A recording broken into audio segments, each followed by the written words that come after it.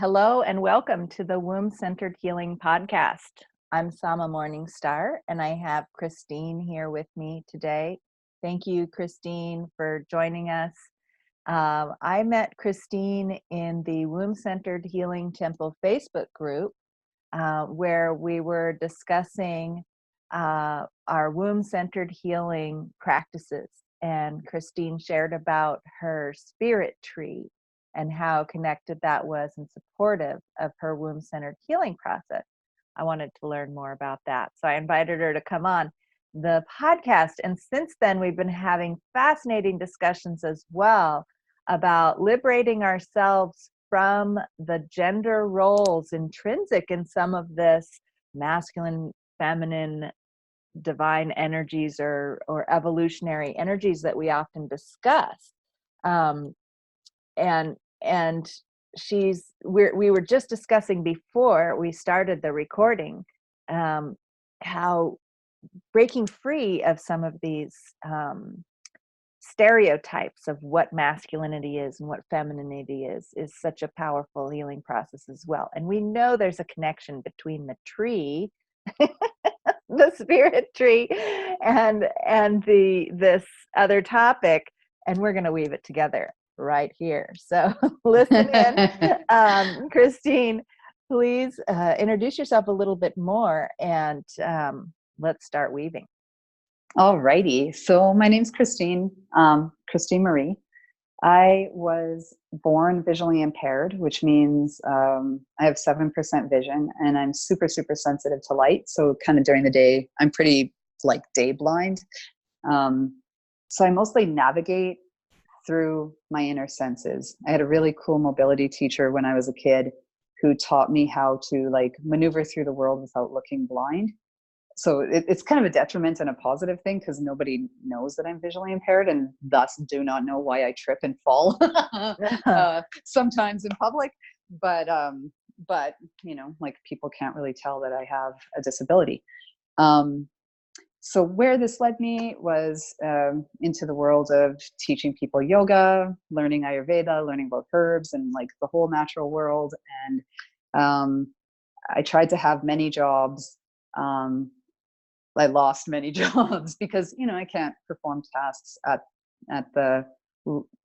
in the way that, you know, the workforce wanted me to. And I kind of realized early on that I had a call to be a nun,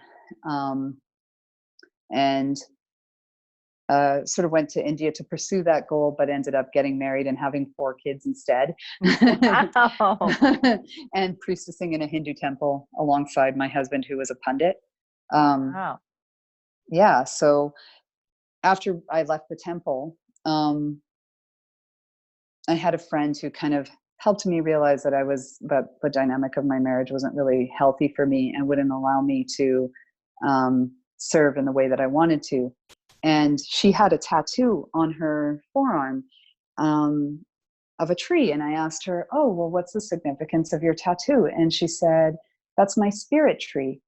And I was like, okay, what does that mean? And she said, well, in the Celtic tradition that I belong to, when, you know, one of our rites of passage is our parents will take us out into the forest and we find the tree that resonates with us. And then we come back to that tree, like anytime we're going through something, anytime we're facing an initiation, anytime we're celebrating, we come to that tree. And she said that her tree was in, I think it was in Scotland. And so she had it tattooed on her arm. And she says like she journeys to that tree in dreams. And, you know, like whenever she wants to share something with the tree, she does so mentally, right? And she said, I think if you went out and found your spirit tree, things would change for you. So I took my kids out to the forest by our house. And you know, they found these cute little trees that were pink. I don't know why they were pink, but they were these 3 little pink trees in a row. And I have 3 daughters. So they kind of claimed those as their spirit trees. And then we were walking through the forest and we came around and there was this like enormous, I think it's an elm tree. Like it's huge. One of the biggest trees I've ever, you know, it's not like the redwoods in California, but like for Canada where I live, this is a very large tree. Um, and what my kids noticed first about it was that it had been probably hit by lightning. So the whole trunk was open, and like you can actually go inside the tree and sit in there. But like it's ginormous. Like you could probably fit maybe like 2 or 3 adults in it, right? Mm-hmm. And my daughter said to me, "Mommy, look, the tree is burnt like you, but she's still so strong." And I had sustained like a burn injury to 65% of my body um, while I was preparing for our festival of Diwali, which is where we light candles and celebrate like overcoming our obstacles and overcoming darkness. So I started on fire on our altar in our temple.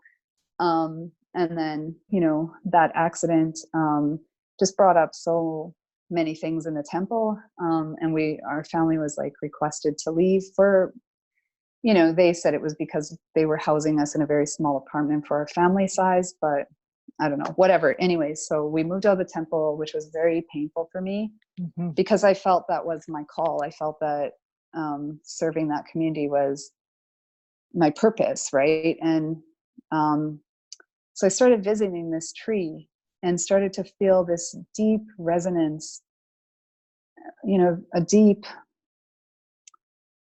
heart resonance, metaphoric resonance with this tree, right? I mean, it's so many things have happened there, and I would just like, first I started just leaning on it, right? And then I started to feel different leaning on this tree. Like I started to realize that, it started to shift my attitude about being a victim. Growing up, like I was bullied a lot because of my disability. It led me to sort of choosing to be friends with people who nobody else wanted to be friends with, kind of, which led me to, a lot of exposure to drug and alcohol, like to addiction, like with my friends' families. It exposed me to predators. I underwent a lot of like assault and rape. And I don't know, like just leaning on this tree somehow started to make me feel like all the parts of myself that had been taken were coming back to me. It was like a soul retrieval almost, And then I just naturally started to feel called. Like when anything good would happen in my house, I would go visit the tree and like make offerings in nature out there, when I started recording meditations that I wanted to share with my clients, I would record them under the tree. I wanted the tree's presence in my work. Um, you know, through the time when I met the tree to like, I mean, it's still part of my life now, but like I underwent my divorce. I underwent, the witnessing of my son going through like a whole bunch of interaction with gang culture and incarceration and things like this. And I would just go to that tree. It would almost feel like the tree was calling me to offer me healing, And my work was to offer healing to people. Like I do readings and healing work for people. And I wouldn't, you just kind of turn yourself off to how you're feeling and you just keep powering forward for everyone else.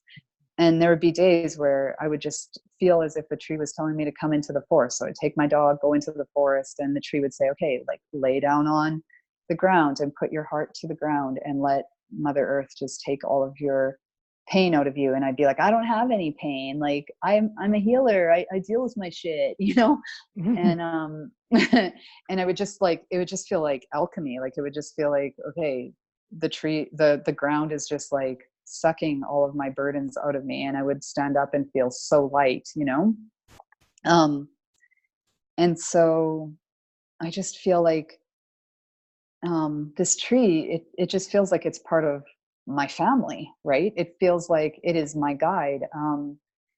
Through the process of knowing this tree, I started to initiate people in Reiki. I was trained like many years before I started initiating people.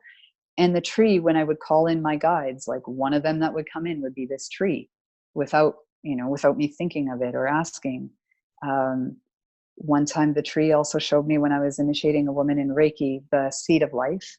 And this was before like it was kind of a popular thing. And it gave me two tools. The tree showed me that the seed of life would be was an old symbol that was going to come back up to teach people about circling and unity and like points where things merge, right? And so the tree told me to put it on my arm, so I have a tattoo of that. Oh wow, can you put that closer to the camera for us to see? Can you see it? If you move a little bit, I'm not sure which direction, a little bit to one side, the other way. Yeah, I can see it. That's, you know what? That's the symbol that is big in my work as well. And I call it the flower of life, but you're calling it the seed of life. Yeah, the flower of life is the big, huge one. Like, I don't have it anywhere. Okay, so this one is the seed where it's just a few concentric circles out from the center. Like it's just one layer of circles out from the center instead of a whole bunch of layers. Yeah, it's like one section of the fractal.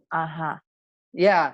And that tree is the one who told me about this. She's like, this symbol would become really integral in not only your work, but the work on the planet to like bring people back together and to ultimately show people that there is like that everything that we think of as opposites, like all of the duality is actually one, right? And so she showed me it's like a Venn diagram, you know, like where the circles overlap.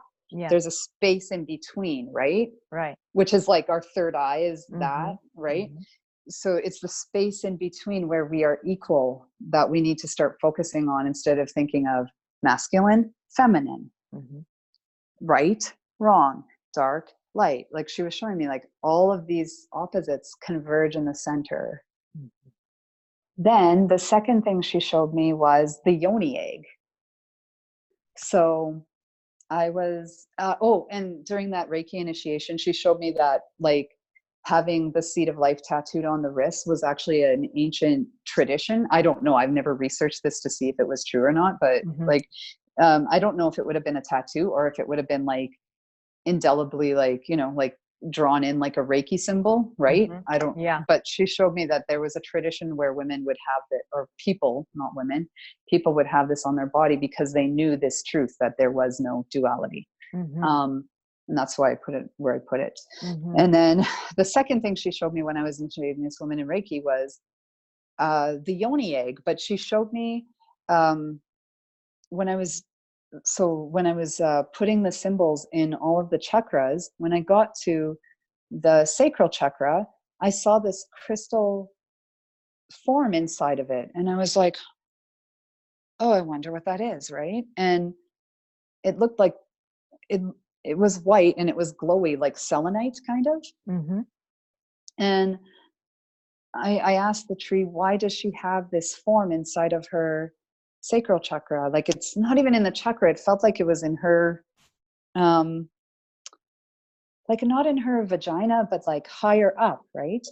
So the tree showed me, you're going to learn about Yoni eggs. And I was like, whatever the hell a Yoni egg is, right? And then just 2 days later, this girl online contacted me and told me she sold Yoni eggs.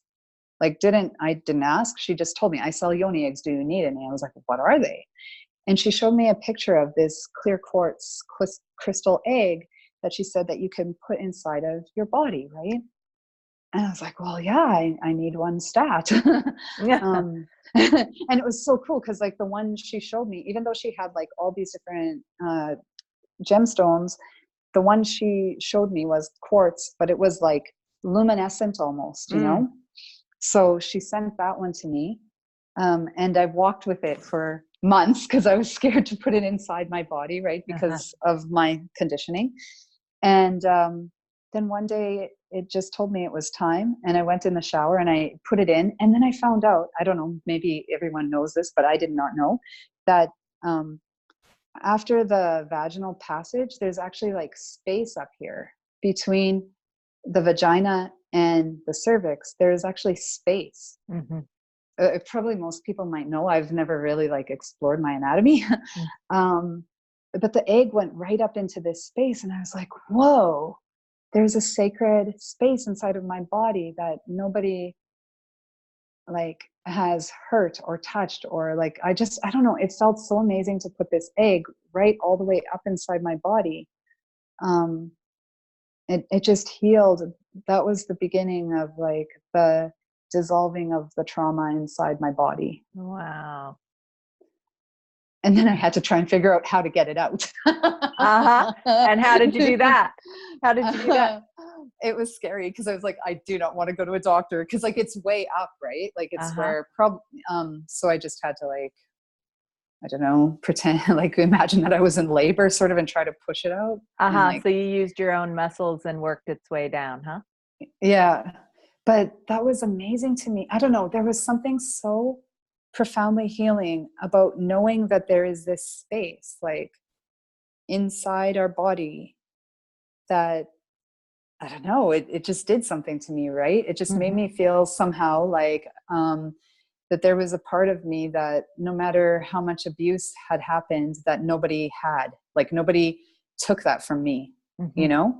And then I started to realize that that's the truth. Like people might harm your body, people might harm your mind, but your soul will always find its way back to the light, right? Mm-hmm.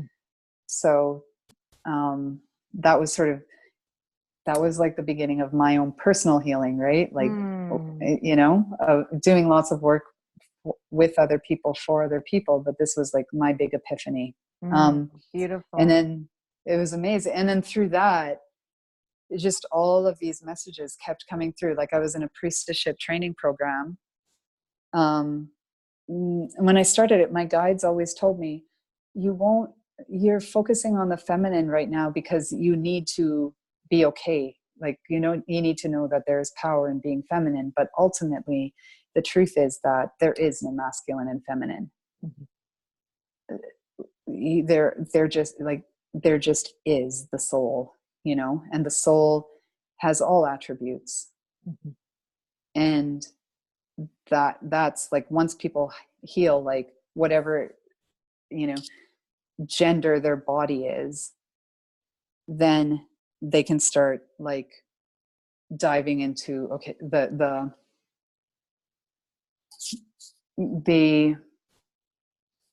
omniscience of the soul, Mm-hmm. and they can start realizing that they are no duality, they just are, and that all attributes are within them. Mm-hmm.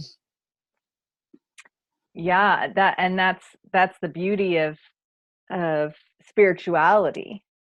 It feels like that we can come to that place where all of the often painful dualities in our human world start to reunify. Even that duality between humanness and soul or divineness then starts to unify, and that, oh, I'm not over here being a human and over there is God or divine or spirit or soul.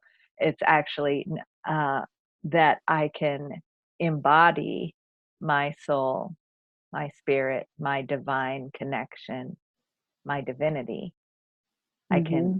unify that into my body. And that's where all these yoga, breath practices, all of these um, somatic practices are focused on doing that. However, a lot of them haven't been liberated from this idea that the divine or spirit is somehow over here, in a duality with our human experience.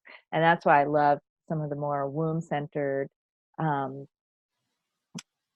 practices that are about embodiment, that are about, let's bring spirit into physical form, which is a uniquely womb thing, right? That's what our wombs do, is to bring spirit into physical form, Yeah, embodiment of literally. spirit, Yeah, literally. And like so, the and process of bringing a child onto the planet, right? exactly. But our wombs can do that whether it's a child or not, whether it's an inspiration, whether it's our spiritual evolution of embodiment of divine energies into humanity. And I feel that that's happening a lot and more in our species, especially as we see people wanting to break free of the duality of gender, like we were discussing earlier. And one of the first steps is to start to see that, yes, we have this duality of masculine and feminine, and we have all these stereotypes of what it means to be masculine, what it means to be feminine.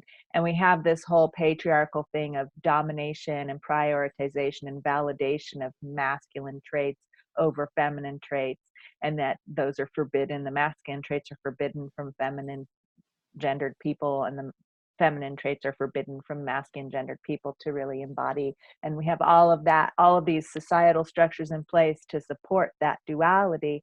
And there are people that are really breaking free of that right now, whether it's people who have different experiences of their own gender than what there is outwardly visible in their body.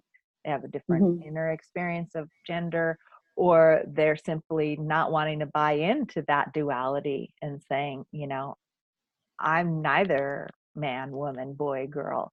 I don't want to have anything to do with that duality process. And they really have a real experience of that. And for myself, I feel that even though I embrace my feminine identification, I've been kicked out of feminine groups because I was called a white lingam at one point.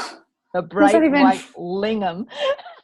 And kicked out of a group, of a feminine group, because I had too much masculine energies they thought were too masculine, and they couldn't deal with it, right? And there you are again, like judging how a woman should be. Exactly. Yeah. And the thing is, though, when I look at some of the I can't stop rolling my eyes, sorry. Yeah, no, roll them all you like. Roll away, roll those eyeballs. Because I felt that that group that I got kicked out of, when they told me that I was a bright white lingam and it was too much for them, I felt like their group was stuck in the patriarchal business model. Yeah. One person having ownership of all the strategies and like this, and they were claiming to be a collaborative group. But when I would come in with my ideas about collaboration, meaning we're going to inspire each other, we're going to cross-pollinate, share the magic. Yeah, share the magic. Heaven forbid. Right, we're going to cross-pollinate each other's groups with each other's people, and we're going to promote each other's groups back and forth. And I tried to start implementing that process. I was accused of usurping and stealing their ideas and trying to make off with their juju, and I'm like, no, collaboration is about sharing, right? But that the way I look at collaboration is like, I don't know everything. So if I have the humility, and not even if I have the open heart to see everyone in their magic, I get all the magic too. Right. One of my favorite things actually is like those talent shows, because you get to see everybody like full blown in their magic zone. Like, what more are we here for? Their unique expression of creativity. And so what I wanted to share about the whole masculine feminine duality is that when you really start to look at how that plays itself out in nature, and where there's a harmony between the dualities, it becomes very much like that seed of life, like you said, where one aspect overlaps the other, and there's a seed of it inside the other, just like the yin yang symbol, where the seed of one, where the feminine, where the black dot, black dot in the middle of the fattest part of the white. So where the feminine energy gets the biggest and the most all pervasive, the center of it is the masculine energy. And vice versa, where the masculine energy gets the biggest and fattest and most potent, is at the very center. There's that seed of the feminine energy, and that it's a moving symbol that moves around. So that's in our symbology, we have that. Goodness. But then when it's in nature, like the river, okay, so um so with the river, I use the river oftentimes as a metaphor for looking at how masculine and feminine energies could actually be in harmony. And I was inspired sitting in the hot springs waters where I do a lot of my meditation around here as the Nice. waters start Lucky. speaking through me. And what I got was, appreciation for my husband and his role in our partnership, which I often rail against, which is he's the banks of the river. And he Yeah. holds in this like heavy rock like stance, of like, now this is the structures of our life. These are the structures, and we can't change those right now. We can't, I've got all this, flowing creativity that says, oh, we could go over there, we could go do that, I could go do this and that and the other thing. And if I didn't have his like solid banks of the river holding me and directing my, helping me to direct my creative energy and have a powerful flow, I would just spread out over the surface of everything and evaporate into thin air, that energy, that Absolutely. creative energy. And so that the banks of the river, that solid structure, You is, need the banks in order you for there to need it. be the river. But Yeah. the banks holding the flow and containing the creative process, what does that sound like? A womb. Precisely. Right. It's And the like the thing most is, feminine thing to hold a structure for creativity to happen within and to hold on to it tight and keep it contained until the moment that it's ready to burst forth. That is like one of the most feminine things. And I realized the other day, I've been saying that is a masculine trait, and it is. see, this is And exactly yet, what I'm saying. And yet it's also a female trait. So like there is no masculine and feminine traits. It's only our dualistic eyes that see it that way. Like that's just how that's how we're programmed. mm-hmm. Like, yeah, Oh, absolutely. so we're just going to sit there and go, yeah, like, Yeah. yeah, for a minute. On that one. Ta-da! Ta-da! Bling! Ding, ding, ding! Bells ringing, lights going on. Neural processes being rewired. And I mean, I'll never forget though, because I've been connecting with non-binary gendered people. And I met someone who identified as non-binary in person. A friend of mine who identifies as a female, a woman, had become partners with this person. And I knew that this person had a male body, but that my friend was telling me they go by the pronoun they and them. And so in talking to my girlfriend before I met this person bodily in front of me, I was, working with the pronoun they and them to describe this person. Mm-hmm. And then I met the person in person. My friend brought her partner to the hot springs where I live and work. And I gave them, her partner, this beautiful aquatic bodywork session in the nude, holding this person's very male body in my arms, which is lovely.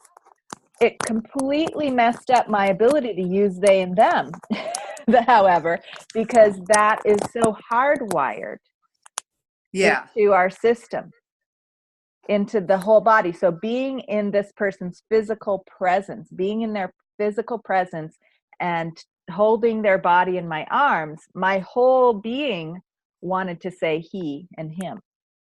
Yep. Even though I understood in my mind perfectly, and I had been already referring to them as they and them. And so what I got to see is, this is so deeply hardwired in our biology and our system. Like not our biology necessarily. I mean, yes, it is in our biology, but it's in our somatic knowing, our somatic understanding, our somatic education. Like especially as women, I feel like there's a whole automatic and men too, and people of any gender, we have whole automatic responses pre-programmed into us as we're growing up into our bodies. Or Okay, another alternative. Let's or it is called the cusp between duality. In Hinduism, there's two, I think there's three, but I can't remember the other one right offhand. But there's like Advaita, which means non-duality, and there's Dvaita, which is duality, where like Dvaita is where you believe that you and God are separate, right? Right. Can you hear me? Yes. Okay. And Advaita is where you know that God lives here, right? Yes. But both of these are true. It's true both that we are living in human bodies that have form.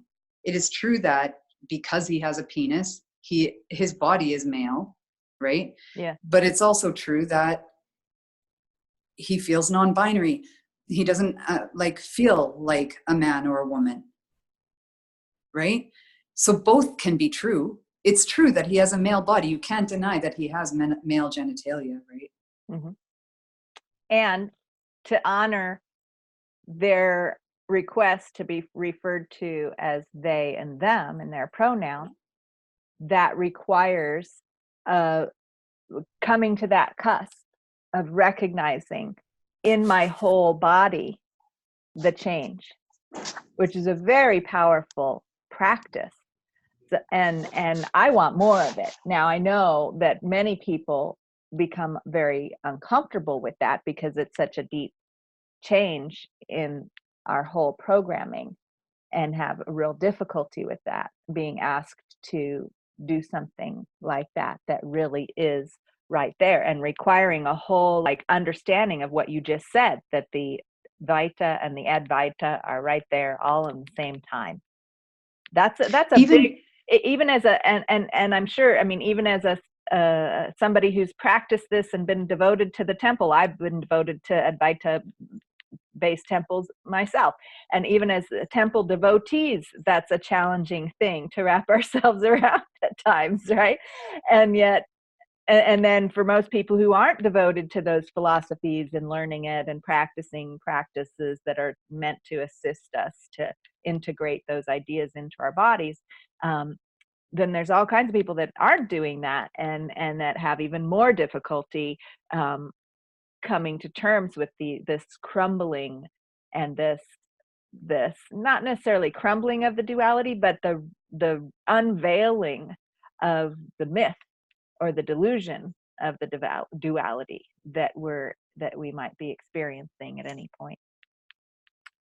It's really neat too, hey, how again, this is just making me think of when I put that crystal inside that space after my vagina, right?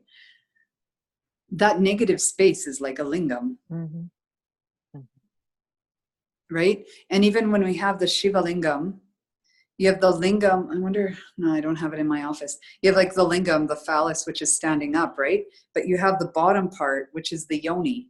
So it's the combination of the lingam and the yoni. The yoni is the base to the lingam. Mm-hmm. And then if you think about it, then the lingam sitting here, all the space around it is the yoni. You know what I mean? It's like that interplay of like positive and negative space. Right.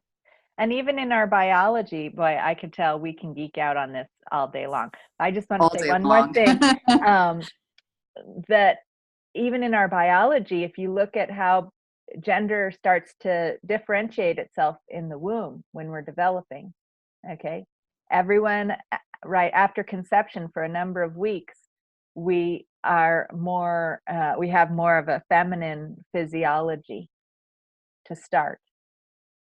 And then there's a point when there's a shift, and there is a gender differentiation that starts to happen, either towards the full feminine development or masculine development. And the feminine organs that began to develop and the feminine structures that began to develop change into the masculine organs and structures. Yeah, like, I mean, the ovaries are outside on a male's body, right? Exactly. Yeah, they're the same. Like, yeah. Honestly, even the physiology is actually the same, but one is internal and one is external. Exactly. Like The Like it's vagina inside is out. just the negative space of the penis, right? Right. It's an inside out penis, and the penis is an inside out vagina. Yeah. Did we just say that? Oh my goodness. Well, Yeah. and that's the premise of some of these sex change operations, is they just turn things inside out. Yeah. Well, there we go. There we go. Oh my goodness. What a pleasure to talk with you about all of these things, Christine, and to hear your story about your spirit tree and its role in your womb healing journey. What a powerful story, and how all of this translates into this evolution of, my soul purpose. The first time I had a soul purpose meditation back in massage school back in 94, I think, the message that I got from that deep listening process, was that my soul purpose was to reunify the duality, the dichotomy of masculine and feminine energy. That was what my soul purpose was too. Oh my So this is goodness. why we're here together, This is Mama. why we're here together. Well, look at that. So beautiful. Well, that's we're so gonna amazing. have to talk about this more, because obviously we have some things to do together. So I really look forward to that. So stay tuned, folks, for what happens on the next Christine and Sama show, or whatever it turns into, program, or who knows. Here we are. And if you would like to learn more about Christine and her healing work, Christine, you said you had an easy way to describe how people can reach out to you. Yeah. So I have my website, which is Alive with Christine, CHRISTINE.com. Mm-hmm. Or info@alivewithchristine.com is how you would reach me by email. Lovely. Wonderful. And of course, if you're listening to this podcast regularly, but if it's your first time and you don't already know, you can find me at wombcenteredhealing.com, and stay tuned for future episodes. We might be sharing news about some dichotomy unifying creation that Christine and I make. Yay. Who knows what the collaborative energies of the universe have brought us together for, to create. I mean, you've got my logo basically on your arm there, by the way. So The magic is real. The magic is real. All right. Thanks again, Christine. And thanks everyone for listening. That's all for now. Until next time.